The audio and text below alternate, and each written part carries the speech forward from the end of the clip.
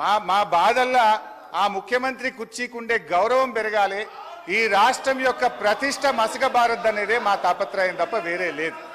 ఒక చిన్న ఎగ్జాంపుల్ చెప్తా అధ్యక్ష. గ్రూప్ 2 ఉద్యోగాల కోసం నిరుద్యోగులందరూ కూడా రోడ్ల మీదకి వచ్చి వాళ్ళు వాయిదా వేయాలని అడిగితే గౌరవ ముఖ్యమంత్రి గారు ఏమన్నారంటే, ఎవరైనా వాయిదా వేయమని అడిగేది, సన్నాసులు అడుగుతున్నారు వాయిదా వేయమని అన్నారు.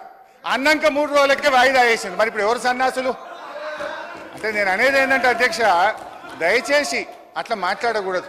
అదేవిధంగా మోతీలాల్ అనే ఒక నిరుద్యోగి నిరాహార దీక్ష చేస్తే ముఖ్యమంత్రి గారు ఏమన్నారంటే, ఆయన అప్లికేషనే పెట్టలేదు, ఆయనకు అసలు హాల్ టికెటే లేదు అన్నాడు.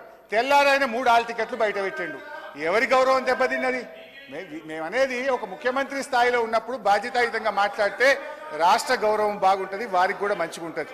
ముఖ్యమంత్రి గారి రాజకీయ రొదలో తిట్ల దాడిలో 6 గ్యారెంటీల చట్టబద్ధత ఏమైంది మహాప్రభు అనే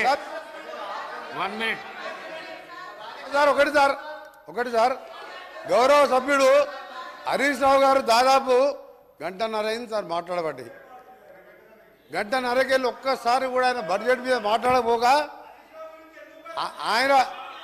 ఆయన భయపడతారు సార్. ఒకటే సార్, ఆయన గ్యారంటీలు అంటున్నాడు సార్. గౌరవ హరీష్ రావు గారు మాట్లాడిందంతా కూడా సభని తప్పుతో పట్టించేదిగా ఆయన మాట్లాడి చూస్తున్నాడు సార్. గంటన్నరకెళ్ళి ఆయన ఆడికే వస్తా ఆయన గ్యారంటీల విషయం అంటుండు సార్. గ్యారంటీల విషయం అంటున్నాడు.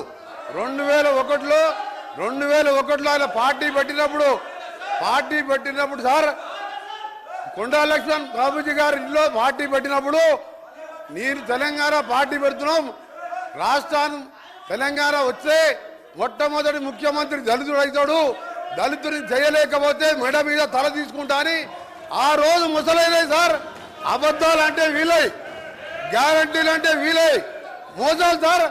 డబుల్ బెడ్రూమ్ కడతా, డబుల్ బెడ్రూమ్లో బిడ్డ అల్లుడు వస్తే ఎక్కడ వండుకోవాలి, బేకరీలో కట్టేసుకోవాలి. మీ రంగం మాటలు సార్. ఒక నిమిషం సార్. ఇంకొకటి సార్, ఇంకా హరీష్ రావు గారు ఒక మాట మాట్లాడి సార్. హరీష్ రావు గారు 24 గంటలు కరెంట్ ఇచ్చినా అన్నాడు సార్. 24 గంటలు కరెంట్ ఇచ్చినా అంటే నేను ఒక సబ్స్టేషన్ సార్ బండ సోమవారం అనే సబ్స్టేషన్కి వెళ్ళాను.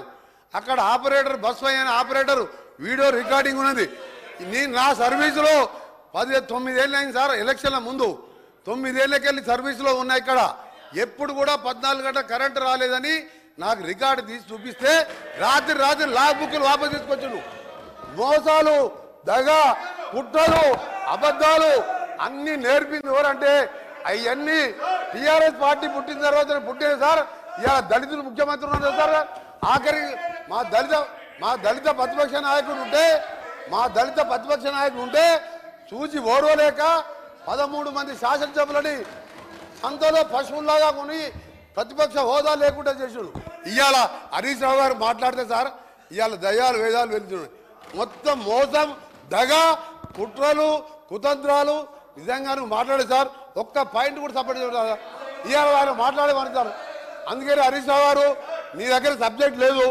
నేను అనుకోండి సార్. చివరిగా నిన్న టీవీలో చూసేవారు అంటే నిన్న కేసీఆర్ గారు ప్రెస్ మీట్లో సార్, కేసీఆర్ గారు మీడియా బయట పోయి రేపు కాంగ్రెస్ పార్టీ బడ్జెట్ మీద వచ్చి చీల్చి చెండాడుతా అంటే నేను 9 నెలలకే వచ్చి కూర్చున్నా సార్.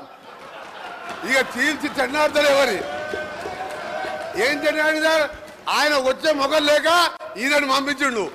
మా బడ్జెట్ ఏమన్నా సార్ 72,000 కోట్ల, అగ్రికల్చర్ కోసం 72,000 కోట్లు పెట్టాం, ఇరిగేషన్కి 22,000 కోట్లు పెట్టాం. చేసేదే బడ్జెట్లో పెట్టాం. ఇవాళ మీలాగా మోస బడ్జెట్ పెట్టలే. ఇవాళ చీల్చి చెండాడుతాయి సార్.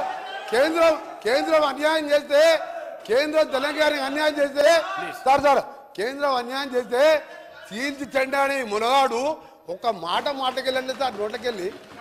ఇవాళ మేము మా ముఖ్యమంత్రి గారు, మా డిప్యూటీ సీఎం గారు మంచి బడ్జెట్ ప్రవేశపెడితే ఇవాళ దాని గురించి మాట్లాడుతున్నారు సార్. నిజంగా ఇప్పటికైనా ఎమ్మెల్యే హరీష్ రావు సమాధానం చెప్పి మీ ప్రతిపక్ష నాయకులు రావాలని డిమాండ్ చేస్తున్నారు. కూర్చోండి ప్లీజ్.